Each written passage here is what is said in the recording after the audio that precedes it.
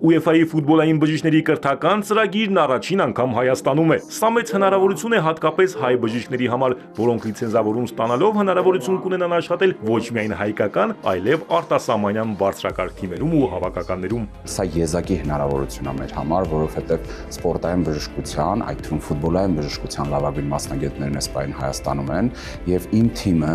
ունի հնարավորություն բոլորի հետ անմիջապես խոսելու, շփվելու, քննարկելու տարբեր ֆուտբոլիստների кейսեր։ Ծրագրին մասնակցում են UEFA-ի անդամ 51 ֆուտբոլային ասոցիացիաները ներկայացնող մասնագետներ։ Ֆուտբոլային բժիշկների կրթական ծրագիրը նաև ժամանակակից գիտելիք եւ գործնական հմտություններ փոխանցելու առաքելություն ունի։ Ծրագիրը համատեղում է ոչ միայն տեսական, այլև գործնական դասընթացներ։